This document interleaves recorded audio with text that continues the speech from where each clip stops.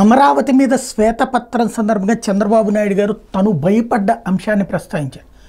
మళ్ళీ జీవితంలో అమరావతిని రాజధానిగా చూస్తామని అనుకోలేదు, అంతగా భయపెట్టారు అన్నటువంటి. విధ్వంసకర రాజకీయం చేసినటువంటి జగన్మోహన్ రెడ్డి కారణంగా ఇది జరిగింది అన్నటువంటి. అదే సందర్భంలో రాజధాని భవిష్యత్తులో కూడా ఇక మార్చడానికి వీలు లేని విధంగా, ఎందుకంటే కొంతమంది వస్తే అది తిక్క విచిత్ర మనస్తత్వం పిచ్చి మనస్తత్వాలు ఉన్నటువంటి వాళ్ళు, ఇంతవరకు అట్లాంటిది లేదు దేశంలో ఎక్కడా కూడా. ఇప్పుడు అట్లాంటి వాడైనటువంటి జగన్మోహన్ రెడ్డి రావడం వలన అంటూ తీవ్రంగా విరుచుకుపడ్డారు.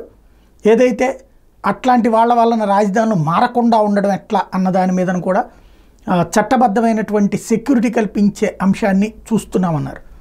రాజధానికి సంబంధించి వాస్తవంగా అమరావతిని పూర్తి చేసి ఏవైతే ఆ కన్స్ట్రక్షన్స్ అవి పూర్తి చేసి జగన్మోహన్ రెడ్డి విశాఖపట్నం అని ఉంటే దానికి సంబంధించి ఏదన్నా చర్చ ఉండేది. ఇది అంతా అట్లాగే వదిలేసి దాంతోపాటుగా అప్పటిదాకా అనుకున్నటువంటి రూట్నే, వాస్తవంగా అంతకుముందు ఎలక్షన్స్లో అందరూ అనుకున్నది ఏంటంటే వీళ్ళు ఊరికినే కడుతున్నారు తప్పించి పూర్తిగా ప్రజలకు ఉపయోగపడేలాగా లేదు, జగన్ వస్తే ప్రజలకు ఉపయోగపడేలాగా చేస్తున్నారు, అసలు ఈ ప్రాంతానికే వదిలేసేయడం అన్నటువంటిదే జగన్ని దెబ్బతీసింది. అందుకనినే మళ్ళీ అత్యంత ఘనమైన మెజార్టీతో అమరావతితో పాటుగా చుట్టుపక్కల 2 జిల్లాలు కూడా పూర్తిగా జగన్ గెలిపించినాయి. ఇప్పుడు అది తీర్చుకునేటటువంటి ప్రయత్నం, రుణం తీర్చుకునే ప్రయత్నం చేస్తున్నానన్నారు బాబు.